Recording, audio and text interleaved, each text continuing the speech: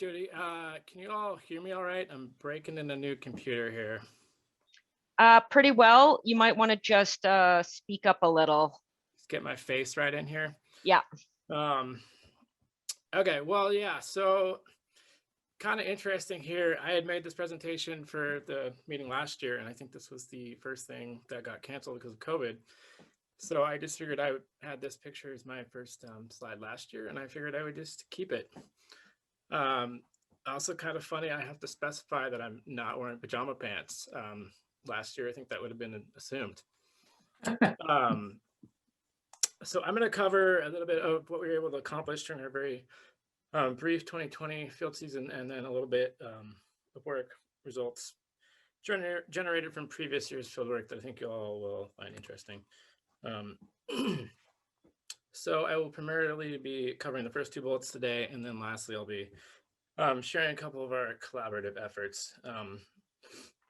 Important to note again that we were able to get into the field season into the field last year.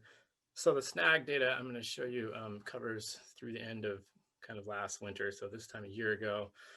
Our initial look at fuels will build on what Emilio just presented from 2017, but we'll also look at the change to 2019, which represents, and 2017 kind of represents as close to baseline as we have. And again, 2019 is one less year than the Snag fall stuff.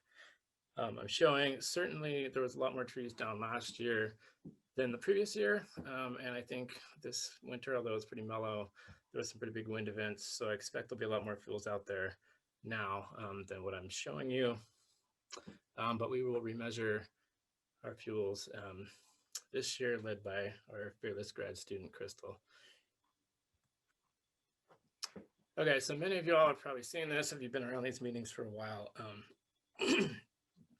However, it's important to note the results that I'm showing come from these 180 plots that we have on the Sierra Sequoia stand in El Dorado National Forest. And it's important to note that these are in stands where there's a ponderosa component and where there was some mortality.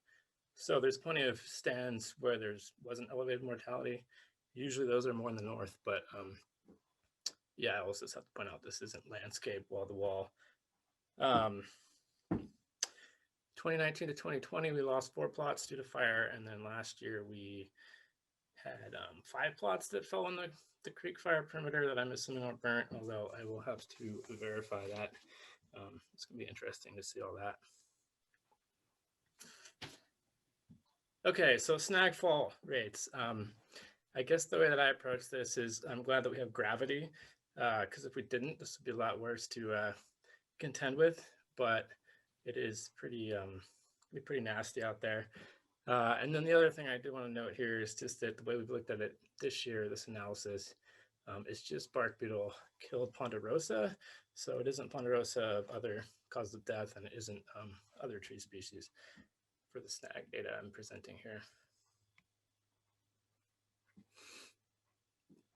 So right to the meat of the issue here, you can see that through winter 1920, so a year ago, just over half of our snags had fallen there on the right. And then you can see that the largest snags are coming down a little bit slower.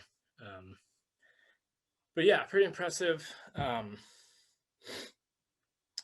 And then there at the bottom, I think what I was kind of getting at, going back to what I was saying on the last slide, I was curious if trees that were killed by bark beetles, ponderosa that were killed by bark beetles were falling at similar rates to ponderosa that were killed by other causes of death. And in the end, they seem to be falling at very similar rates in our study.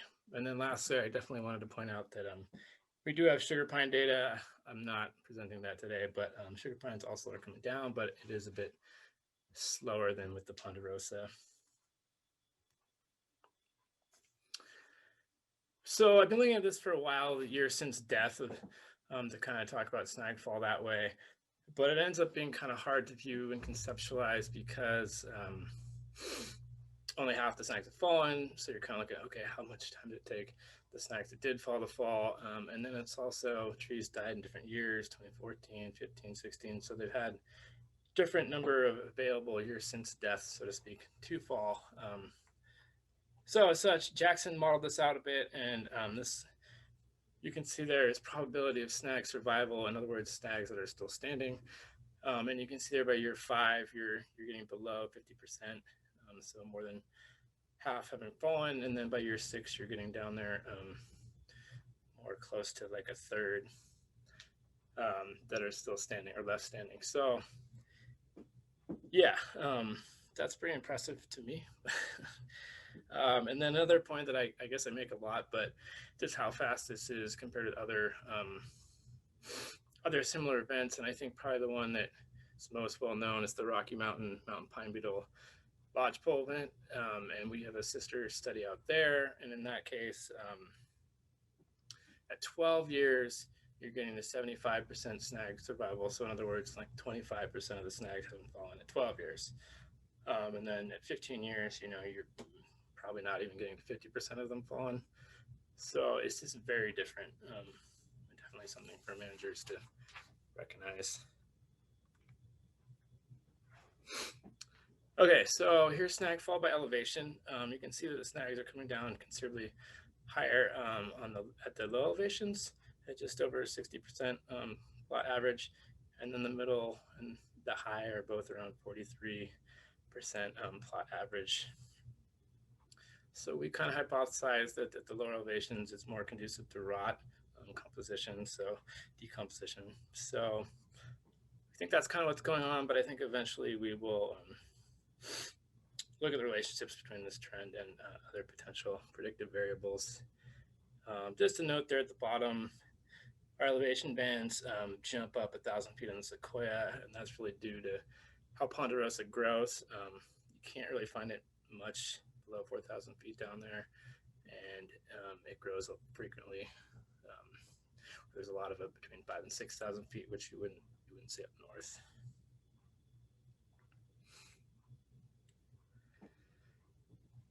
Okay, so here we have fall rates by national forest, and because these are how these forests are set up, this is also by latitude. So left to right, you're going north to south. So yeah, starting the Sierra National Forest, we're just under 2/3 of the snags have come down there already. Yeah, that's pretty impressive. I think certainly that's some of what was fueling the creek fire or contributing to the creek fire burning as it did last year. El Dorado had the lowest at just over a third of the snags having come down. But I think what's most interesting, at least to me, is that the sequoia is so much lower than the Sierra. And again, the drought stress being, the timing being pretty similar on those forests. But we found throughout the study that things in the Sequoia National Forest are never as severe as the Sierra National Forest. Really, any way you look at the mortality event or anything afterwards. So I think it's more species diversity in the Sequoia, non-ponderosa, lower mortality events, more complex topography down there, more ponderosa in terms of snags. There's more ponderosa on east-facing slopes in our plot network, and from what I've seen in general, so I think maybe a little less severe wind. And then also in regards to this, ponderosa is growing at higher elevations, so again, the rot and decomposition is probably a little bit slower.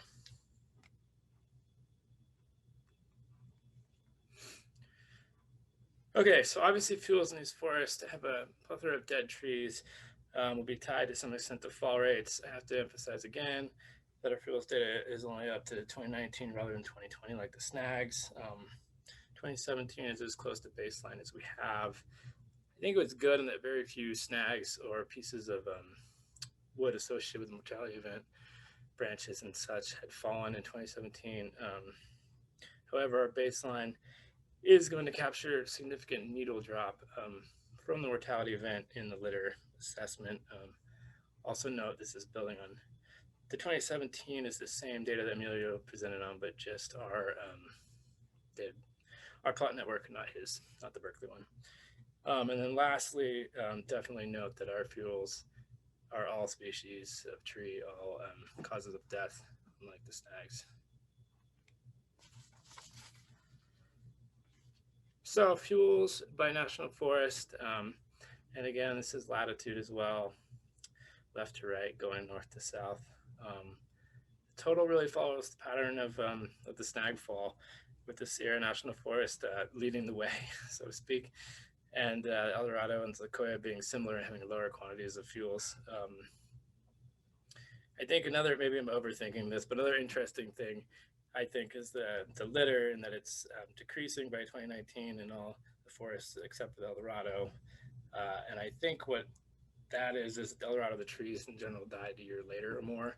So our baseline captured the litter before there was kind of this influx of needles. And then on the other forests, I think by the time we got out there, a lot of the needles already fallen. And then you can see the second measurements there; they've actually decreased a little bit, and the duff has increased. So it's kind of cool to just see the process and in the works there. Although, of course, the differences are probably not big enough to be statistically significant. Okay, so fuels by elevation band. At first, this was pretty impressive to me that they're all so similar. However, once you look at it more closely, you can see that the low elevation band has the highest levels of coarse woody debris, or 1,000-hour fuels, large pieces of wood, logs, trees, really often in this case, and also the biggest increase from 2017 to 2019. And that really follows this patterns of snag fall that I showed as well. And then I think also interesting, the high elevation there, you just see a much bigger proportion of the total fuels is the duff compared to the others. So I quickly wanted to show a couple other bits of work associated with our mortality network, because, yeah, it's been a while since we had one of these meetings.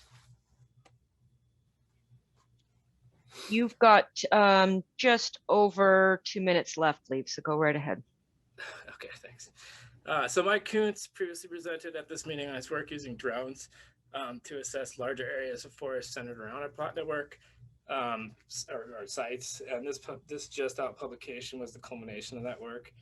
I wanted to share it because I thought folks would be interested in this group, both because it covers, there's a lot of technical information on using drones to assess forests that I think people will be interested in.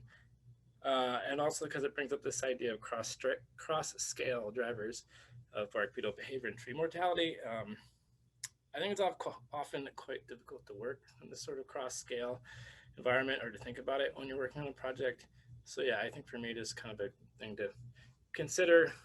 Maybe we can improve that moving forward.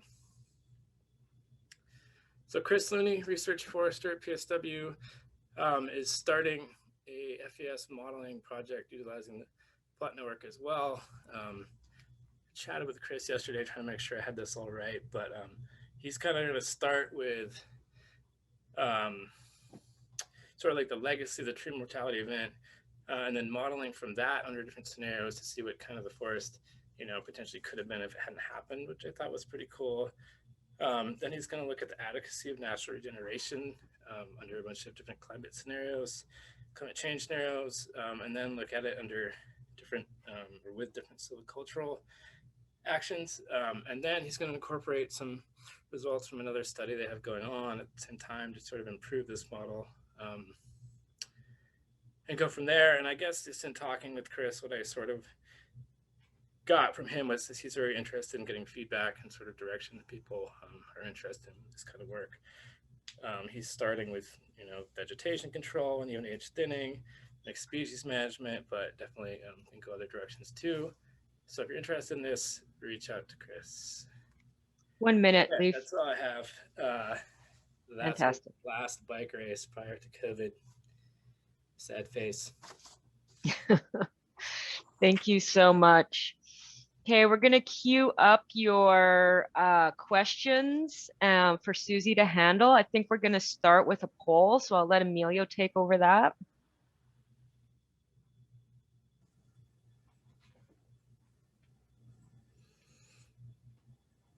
So as we did at the beginning, I just posted a link for a short poll.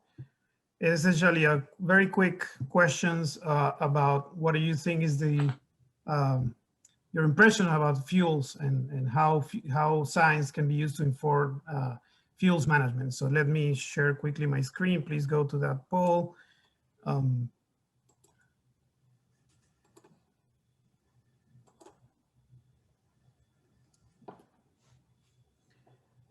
And I'm gonna do a quick 30 seconds for everybody to start writing there. And you can see the main impressions after both of our recent presentations. Prioritization of treatments, fall rates is important. And I agree that we should be monitoring especially the temporal part of fuels now that trees are starting to die more and may fall more. 5 more seconds. Great. These are all good things that are gonna help us with our summary of the workshop.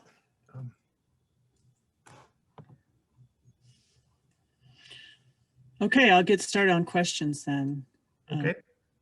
We had a question for Leif. What are your hypotheses about why the elevational gradient in snag fall rates were different when there were higher percentages fallen by 5 years at lower elevations?